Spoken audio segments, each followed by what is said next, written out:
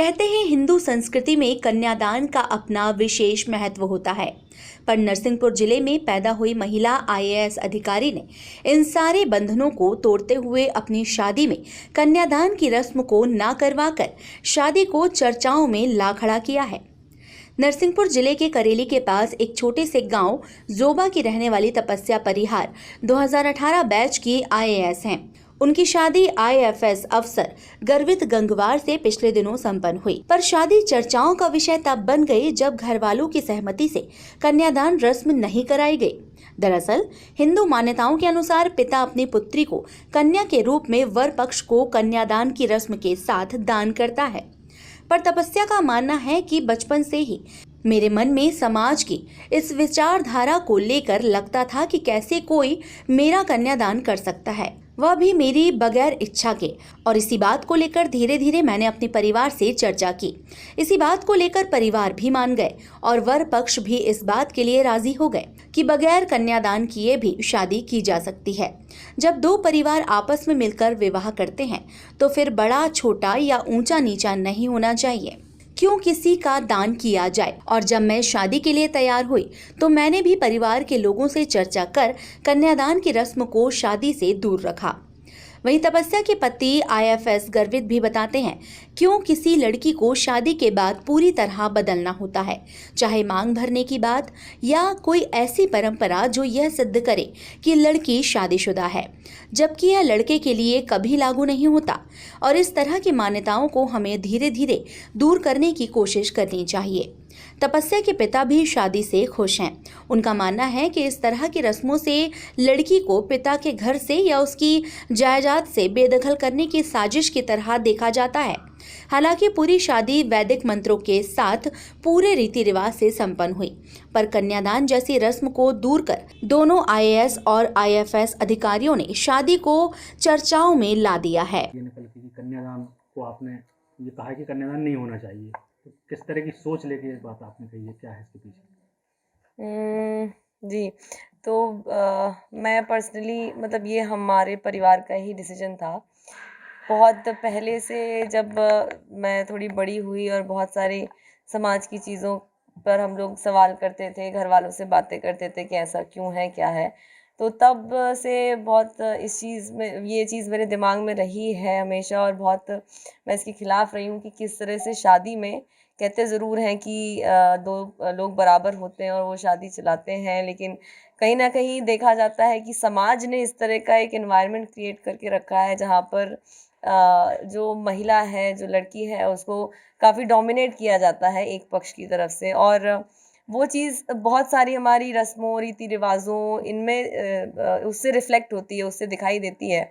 तो उसी तरह से एक चीज़ कन्यादान मुझे लगती थी कि कन्यादान क्यों करना है, मुझे समझ नहीं आता था क्या लॉजिक है। इस बारे में पापा से, घर के बाकी सदस्यों से बात भी होती रहती थी, तो तभी से ये था कि नहीं, कन्यादान तो नहीं करना, शादी होगी तो देखा जाएगा, कोई अच्छा व्यक्ति मिला तो, मगर जब भी होगी तब कन्यादान तो नहीं करना है। क्योंकि बहुत अजीब लगता है सुन के भी कि मुझे पर्सनली कि मुझे कोई दान कैसे कर सकता है, भले ही वो मेरे पेरेंट्स हों, भले ही उन्होंने मुझे पैदा किया है, पाल पोस के बड़ा किया है डेफिनेटली, पर मैं दान होने वाली कोई चीज़ तो नहीं हूँ। तो ये एक चीज़ रही थी। और जब गर्वित से मुलाकात हुई और उसके बाद जब फाइनल हुआ कि हाँ शादी करनी है, तो पापा को तो पहले से पता था कि ये चीज़ मैं नहीं चाहती हो। फिर गर्वित के पेरेंट्स से बात हुई तो उन्होंने भी बोला कि ठीक है, जैसी मर्ज़ी है, कोई समस्या नहीं है। बस वहाँ से ये डिसाइड हुआ कि हाँ कन्यादान नहीं करना। तो सोच वही है कि कुछ परंपराएं ऐसी होती हैं, रस्में ऐसी होती हैं जो हो सकता है व्यक्ति को सही ना लगे, और यदि वो इंडिपेंडेंट है और उसके अपने जो लोग हैं वो उनको सपोर्ट कर रहे हैं उसकी सोच को आगे बढ़ाने में, तो डेफिनेटली कुछ परंपराएं ऐसी हैं जो पीछे छोड़ी जा सकती हैं। कहीं ना कहीं महिला सशक्तिकरण मानते इस तरह की परंपराओं को, आप किस तरह देखते हैं? मना का विषय नहीं है, ये तो हम लोगों की सबकी सोच ही ऐसी बन गई थी कि बेटा बेटी दोनों बराबर,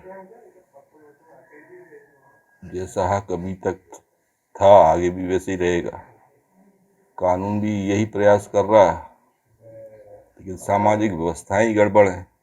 दान में करके संपत्ति से मुक्त कर दो, सबसे बड़ा विषय तो यही है, बेटों का पूरा हक अधिकार और बेटियों को दान करके हक से वंचित कर दो। तो हमारी यही सोच है कि जैसा बेटों का हक वैसी बेटियों का। तो बहुत सी चीज़ें हैं बराबर हैं, हमेशा बराबर से रहेंगे। कान तो पचता ही नहीं, शब्द ही नहीं पचता कहीं से, मुक्त आत्मा है और कोई आत्मा का दान कर ही नहीं सकता, वस्तु का दान हम कर सकते हैं।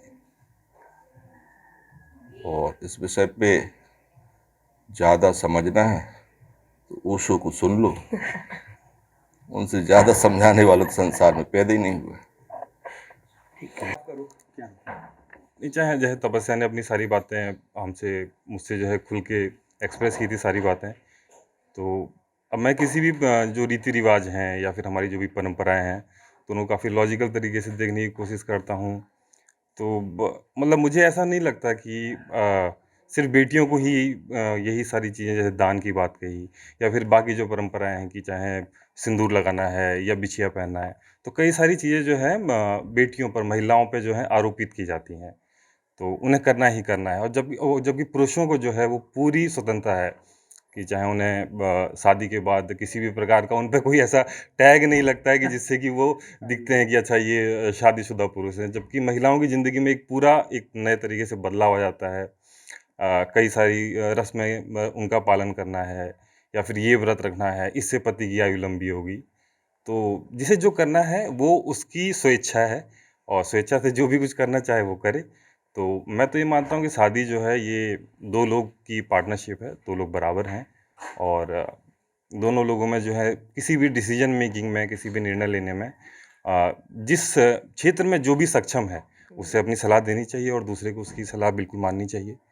ठीक है, तो मेरा परिवार और मैं, हम सभी लोग जो है इस बात से मतलब इस पूरी शादी में जो भी परंपराएं, जो भी वैदिक तरीके से जो भी शादी की गई, सब कुछ काफ़ी अच्छा रहा और बस धन्यवाद। बता दें कि आईएएस की यह शादी पूरे जिले में चर्चा का विषय बन गई है। टाइम 8 मध्य प्रदेश के लिए नरसिंहपुर से सतीश दुबे की रिपोर्ट।